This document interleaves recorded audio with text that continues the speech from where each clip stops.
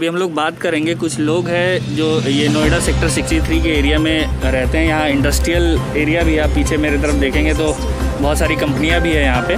और आप दूसरी तरफ देखेंगे तो नोएडा अथॉरिटी का ही प्लॉट है जहाँ पे किसान जो है खेती करते हैं।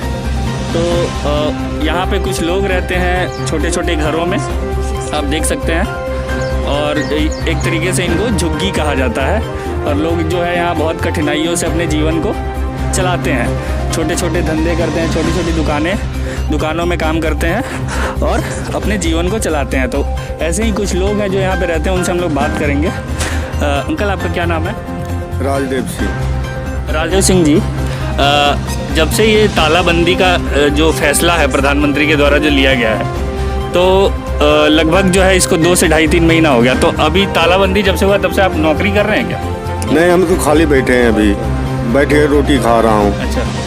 हम लोग तो भाई कमाए तो बंद हो रहा है, ड्यूटी भी खत्म हो रहा है, क्या करें, मजबूरी है। तो ये ड्यूटी कैसे खत्म हो गया? कंपनी ने आपको निकाल दिया या फिर आप? ताला नहीं था, ब्रेक दे दिया था 2-4 दिन के लिए। अच्छा। मैं चले गए कहीं मिलने के लिए, फंस गए उधर। अच्छा। कहाँ फंस गए थे आप? बहादुरगढ़ में फंस गए, तो फिर पैदल आए 90 किलोमीटर वहाँ से। अच्छा, बहादुरगढ़ से आप पैदल 90 किलोमीटर चल के आए। तो जो आप देख सकते हैं जो तालाबंदी हुआ है वहाँ, उस तालाबंदी में जो एक आम इंसान भी बहादुरगढ़ में ये फंस गए थे और 90 किलोमीटर की दूरी ये पैदल चल करके तय किया इन्होंने। जब वो यहाँ आए तो इसके बाद इनकी कंपनी ने इनको नौकरी से ब्रेक दे दिया। तो अभी जब ब्रेक आपको दे दिया तो आपका घर परिवार किस तरीके से आपने चलाया? परिवार तो साथ में है, अपना कैसू कर करके रोटी खा रहे हैं, कर्जा में घुमाम कर करके। थोड़ा बहुत सरकार खाना वाना बांटता था, वो सबसे अपना गुजारा किए हैं। और न कोई धंधा भी चल रहा है, न कुछ, बैठ के अपना अभी खा रहा हूँ। तो अभी जो है सरकार ने ये फैसला किया है कि 1 तारीख से ही कि अब जो है लॉकडाउन ख़त्म हो रहा है और जो है सारी जो व्यवस्थाएं हैं वो खुल रही हैं। तो जो आपके जो पुराने कंपनी के मालिक थे उन्होंने आपसे संपर्क किया या आपने उनसे संपर्क किया नौकरी पूरा दोबारा से जाने के लिए? खुलने के बाद वो अब खुला है, तब अब जा करके वो काम चालू करेगा, तब ये तो न लगाएगा। काम तो है नहीं, एगो गार्ड वहाँ है, वही अपना दोनों शिफ्ट रहता है। तो आप गार्ड का काम करते हैं? हम गार्ड के काम करते हैं। एक चाय की दुकान भी छोटी मोटी था, वो भी बंद है। अच्छा, तो चाय की भी दुकान थी। आप समझ सकते हैं जब लोग सड़कों पे नहीं होंगे तो ना तो चाय बिकेगी, ना किसी तरीके का धंधा चलेगा। हम लोग तो भूखा मर रहे हैं, चाहे भूखा मर रहे हैं सर, भूखा मर रहे हैं। अच्छा, क्या करें? अच्छा, सरकार ने ये दावा किया कि जो है जो लोग निचले तबके के लोग हैं उनको राशन का वितरण सरकार ने किया है। कुछ नहीं मिला यहाँ, कुछ भी नहीं, खाली खिचड़ी देता था वो बीमारी के गैर। दोनों टाइम खिचड़ी, और 3 बजे शाम में खिचड़ी आता था देने, क्यों पता है बदबू आ रहा है उसमें। अच्छा, एक और चीज़ है, सरकार बार बार कहती है कि हमने गरीबों के लिए 2 लाख करोड़ का पैकेज घोषित किया। वो 2 लाख करोड़ के पैकेज में से कुछ आपको मिला है क्या ग्राउंड कुछ पे? भी नहीं मिला, कुछ भी नहीं, कुछ भी नहीं मिला, कुछ हासिल नहीं हुआ है हम लोग का। 1 पैसा के सामान नहीं मिला सरकार की तरफ से। बस ये देख रहे हैं ना, हम कमाता खाता आदमी हूँ, और वो सब बंद है, रोजी रोजगार सब। अब खुलेगा जब जाके। ये आपका नाम क्या है? राजू मंडल। राजू मंडल जी, आप कहाँ से हैं? मैं बिहार से हैं, दरभंगा। तो दरभंगा से। तो अभी बहुत सारे जो लोग हैं, जो निचले तबके के लोग हैं, जो रोज़ कमाते खाते हैं, वो जो है बार बार ये कोशिश कर रहे थे कि किसी तरीके से वो अपने घर चले जाएं बिहार। तो आपने भी इस तरीके की कोई कोशिश की या आप यहीं रुक गए? अब हम कहे कि जब ये बीमारी है तो वहाँ जा कर के क्या करेंगे, अपना जैसे तैसे है, अपना यहीं गुजारा कर रहे हैं। इधर उधर से ले दे करके काम कर रहे हैं। दुकान तो चलती नहीं है, आदमी ये नहीं है तो दुकान कहाँ चलेगी। तो आपने इधर उधर से मतलब कर्ज भी लिया है अपने जीवन को चलाने के लिए। तो अभी आपको क्या लगता है कि जैसे 2-3 महीने का जो लॉकडाउन हुआ, कितना नुकसान हो गया होगा आपको? नुकसान हो गया तो नुकसान हमको सरकार तो नहीं देगा ना, अपने ही नुकसान तो कमा के भरना पड़ेगा। तो कमाई होगी जैसे जैसे वैसे वैसे भरेंगे, और क्या करेंगे, काश कोई तो देने वाला तो है नहीं। महिला भी है हमारे साथ, उनसे भी ज़रा बात करते हैं हम लोग। आंटी, क्या नाम है आपका? आंटी रेणु देवी। रेणु देवी जी, जब से ये तालाबंदी हुई है तो सारे काम धंधे बंद हैं। तो एक गृहिणी के रूप में, जैसे आप घर चलाती हैं, सारे घर की जिम्मेवारी आपके ऊपर होती है, तो आपको क्या मतलब कि किस तरीके की मतलब परेशानी आपको उठानी पड़ी? जैसे क्या लगता था कि कैसे चलेगा घर, क्या इस तरीके का आता होगा आपके मन में? बहुत ज़्यादा आता था मन में कि कभी तो लगता था कि अपने आप को हम जीव हत्या कर ले, क्योंकि मेरे पास में 4 बच्चे भी हैं। मैं अकेली औरत, घर चलाना बहुत मुसीबत है। और उससे पहले कि हमें 2 महीना पहले से ही तबीयत ख़राब थी मेरा, क्योंकि मेरा किडनी में सूजन था, तो मेरा जर्नल से इलाज चल रहा था। हमने सरकार से भी घोषित किया गन कि मुझे दवाई मिलना चाहिए, राशन पानी मिलना चाहिए। कंप्लेन हम बहुत किए, मगर मुझे एक भी दाना नहीं मिला मुझे। मैंने फिर बहुत ज़्यादा करके कोशिश करके मैंने 2 दिन बस वाले को मैंने इंतज़ार करी गन, खूब इधर उधर डोले। जो बस वाले को मैंने कंप्लेन करी, जब बस वाले ने आके खाना देने लगे तो वो ऐसा देते हैं 3 बजे की खाना देते हैं, 3 बजे भी खिचड़ी मिलता है। 9:30 बजे 10 बजे रात में आके खाना देते। ये कोई टाइम टेबल नहीं है। बच्चा छोटा बच्चे हमारे सो जाता है, हम भी बीमार थे।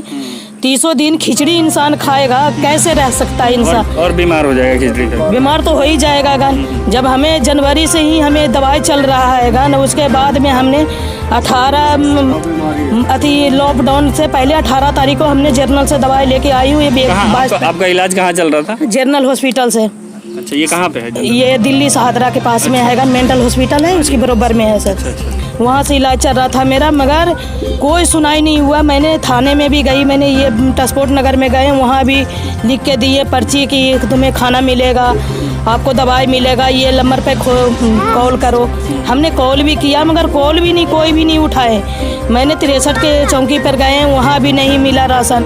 फिर बोले कि 86 में जाओ। हम कि सर पूरे दिन हम यही काम करते रहेंगे, हम तो एक तो तबीयत ख़राब है, ऊपर से हम डोलते रहेंगे तो हमारे बच्चे के कौन देखेगा?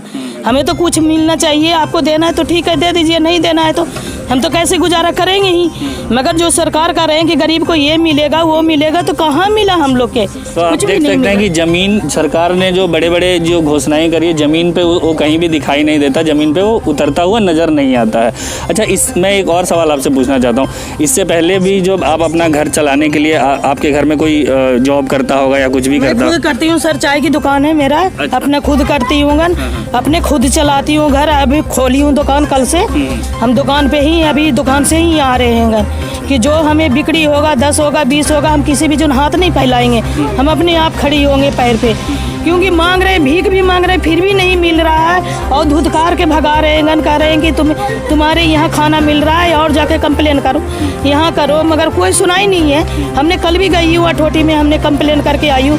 हम कि सर इतना कंप्लेन किए, मुझे तो मिलना चाहिए, कुछ भी परेशानी है इतनी। कह रहे हैं कि अब तो बंद हो गया। हमने 3 महीना से बंद हो गया सर। अब हमें क्या चीज़ के गरीब को दे रहे हैं? हम झुग्गी झोपड़ी में रहते, महल में रहते तो क्यों जाते हाथ फैलाने? जब महल वाला आदमी खा रहे हैं तो हम तो झुग्गी झोपड़ी वाले हैं। मगर कोई सुनाई नहीं आया, हमारे तो सरकार की तरफ से कुछ भी नहीं मिला है। अच्छा, एक आखिरी सवाल और पूछता हूँ आंटी मैं आपसे। जैसे चाय की दुकान आपकी चलती थी, हाँ जी। तो जब से लॉकडाउन नहीं हुआ तो उससे पहले आपकी चाय की दुकान चलती होगी, कंपनियां खुली रहती है, तो लोग आते होंगे, चाय पीते होंगे या जो भी चीज़ें सामान खरीदते होंगे, उससे आपका घर चल जाता था। जब से ये बंदी हुआ तो उसके बाद ये सारा कुछ बंद हो गया होगा। लेकिन अब जब ये खुला है तो कुछ ग्राहक आ रहे हैं, कुछ बदला है क्या अभी? हाँ अभी है, मैंने थोड़ा बहुत तो आते ही हैं जो कंपनी चलाए थोड़ा बहुत। तो जहाँ 100-150 आदमी काम कर रहे हैं, वहाँ 10 को कर रहे हैं, 12 आदमी कर रहे हैं, 6 आदमी कर रहे हैं, तो वो दे रही हूँ। तो मेरा जो 150 रुपये बिक्री होता है उससे गुजारा हो जाता है मुझे, क्योंकि जनवरी से मेरा दुकान बंद है। अब जनवरी से दुकान बंद होना है, औरत जात को घर चलाना, 4 को बच्चे के लेके कितनी मुसीबत झेलना पड़ता है। फिर उसके बाद में क्या, जब फरवरी से 22 फरवरी से मैंने कि बंद हुआ है। 22 फरवरी से हमने, उसके बाद में हमने करीब 25-26 तारीख को 10 दिन की दवाई मिला था मुझे। दवाई के बाद में मैंने कंप्लेन करी गन, बोलेगन कि इस नंबर पे कंप्लेन करो। सरकारी आदमी ने दिया नंबर मुझे कि इस नंबर पे कंप्लेन करो, आपको सब चीज़ सुविधा मिलेगा, मगर कोई सुराही नहीं आया गन। अब जनवरी से घर चलाना इंसान को, हमने दूसरे से जान पहचान की थी, कंपनी वाला कोई ठेकेदार आ रहा है, बिल्डिंग वाले, कहीं कुछ वाले आ रहे हैं, उनसे हम पैसे ले लेके प्राइवेट से दवाई चलाई मैंने। तो जब आप समझ सकते हैं, आप देखेंगे पूरा नज़ारा जो है किस तरीके से लोग रह रहे हैं। आप समझ सकते हैं कि जब उद्योग धंधों का जो पहिया जो है रुक जाता है जब किसी बड़े नेता के घोषणा से, तो जो आम जीवन है वो किस तरीके से प्रभावित होता है। तो आपने देखा कि हमने कुछ लोगों से बात किया, ये वो भारत के लोग हैं जो 21वीं सदी का जो भारत है उसमें जो है ये विकास से अभी अछूते लोग हैं, जिनके पास जो है बुनियादी सुविधाएं अभी नहीं है। तो अभी तक के लिए इतना ही।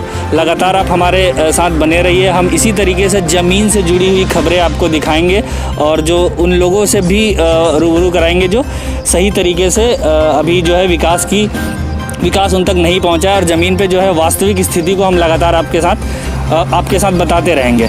नमस्कार, अगर आपने हमारे चैनल को सब्सक्राइब नहीं किया तो सब्सक्राइब कर लीजिए और बेल आइकन को भी दबा दीजिए, ताकि कोई भी जो खबर हम ग्राउंड से आपको दिखाएंगे वो तुरंत आपको मिल सके। नमस्कार।